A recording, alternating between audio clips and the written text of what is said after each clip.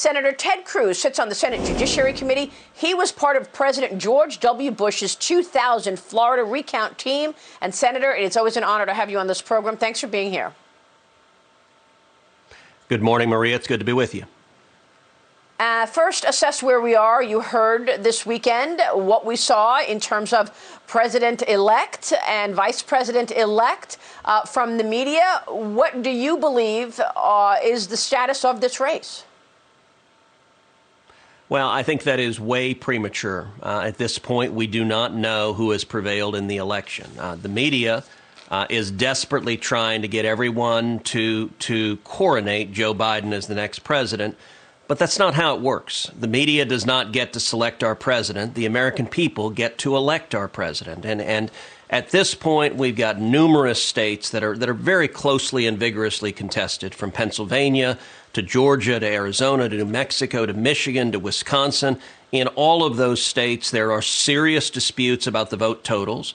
And there's a legal process to resolve those disputes. So at this point, we should allow the rule of law to operate. We should allow the legal process to move forward. And when that process is concluded, which it will be in a matter of weeks, we will know who prevailed in the elections. But the fact that the big newsrooms in New York City want Donald Trump to lose, they don't get to decide that. That's a question for the voters.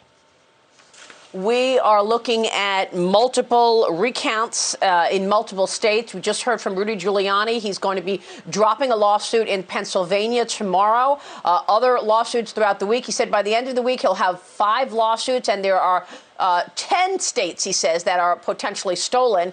800,000 votes in question, according to Rudy Giuliani. Walk us through the process. You are a constitutionalist, an expert on the Supreme Court. How does this work in terms of the federal court system with these lawsuits pending?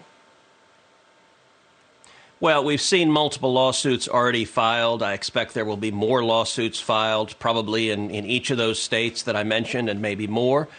We may well see cases filed both in state court and in federal court. We will have trials on the matters that are contested.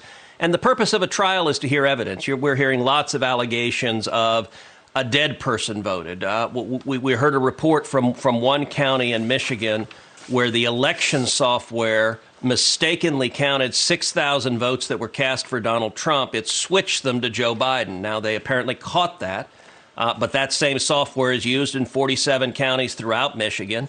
That needs to be examined to determine that there's not a problem counting the votes.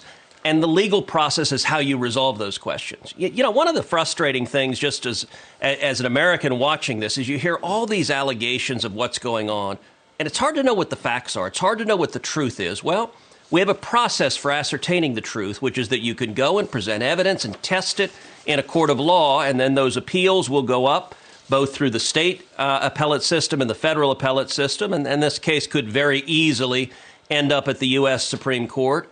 You know, you mentioned Bush versus Gore, which I was part of representing then Governor George W. Bush. In the course of 36 days, we had multiple cases throughout the state of Florida. It went twice to the Florida Supreme Court. It went twice to the U.S. Supreme Court. It took 36 days to resolve, and we got an answer. I would expect a similar process to play out here, despite the media trying to tell everyone, give up, go home, we know who we want to win. That's not how it works. We need to follow the law, and that means allowing the legal process to play out. So we did not learn about the results from Gore versus Bush until December of that year, right? Yeah, that's right. And if you look at the federal statute that governs the timing of presidential elections, it actually anticipates that there will be recounts, that there will be contested litigation. If you look at the federal statute, December 12th is the date that the electors meet to vote. December 8th is what's called the safe harbor deadline, which is that any contest election before that, if it's resolved, that resolution is presumed valid. So the federal statute anticipates that there are going to be contests, there are going to be recounts. And here's one dynamic that's important to understand. Particularly in this COVID time, this has been a strange election. On Election Day, Donald Trump won a large majority of the votes counted on Election Day. That was true throughout the country. With mail-in votes that were early votes, Joe Biden won a significant majority of the mail-in votes that came in. Now, in several states, we're going to see a recount process. A recount process, you look at those votes, you determine if they're accurate, if they're fraudulent, if they have sufficient signatures, if they meet the statutory standards for a legal vote. What is interesting is historically, mail-in votes are much more likely to be disqualified in a recount than in-person votes. Generally, in-person votes, they're conducted at the polling place and they usually stand. That means what we're likely to see in the next few weeks as the recounts go forward is that Joe Biden's very, very narrow majorities in some of these states, those totals are likely to drop if we see mail-in votes when they're examined being invalidated as contrary to the law. And so we could easily see, I believe President Trump still has a path to victory, and that path is to count every single legal vote that was cast, but also not to cast any votes that were fraudulently cast or illegally cast. And we have a legal process to determine what's legal and what isn't. Understood. I want to switch gears, ask you about the balance of power in the Senate ahead of these runoff races in January in Georgia. If you have a Chuck Schumer as majority leader, what does that look like? Tell me about the importance of this January runoff race, what it will mean for kitchen table issues for all of us. Yeah. Well, the next 2 months are extraordinarily important. It looks like right now in the Senate we're 52-48. The media still hasn't called North Carolina Tom Tillis, but it looks like Tom has a significant lead and is going to win that race. If that's the case, it means there are 2 Republican senators in a runoff in Georgia. That runoff is going to occur on January 5th. If the total is 52-48, if the Democrats win both of those seats, we have a Democratic Senate, assuming Joe Biden is president and Kamala Harris is vice president. If the Democrats win Georgia, they have a majority. If Republicans win, we have a majority.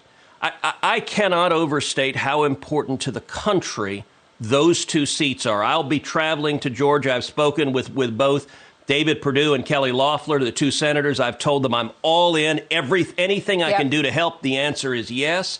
And the difference, if we have a Chuck Schumer Senate and a Joe Biden presidency, they will pack the U.S. Supreme Court. They will end the filibuster. They will pass massive tax increases. They will pass the Green New Deal, destroying millions of jobs. If we have a Republican Senate, none of that happens. And so it really is, by the way, if they have a Democratic Senate, they'll add 2 new states to the country to give them, they believe, 4 new Democratic senators. So if you want to check, hopefully Joe Biden does not prevail at the end of this, but if you want to check on Joe Biden, if you don't want to go over the edge to the socialist abyss, Georgia is the big enchilada. I'm going to be there, and everyone who wants to see some semblance of calm and reason and sanity, Georgia's the battle where that's going to be determined. Understood. Senator, it's great to see you, and pick up the senator's book, One Vote Away. Senator Ted Cruz, good to see you this morning. Thank you, sir.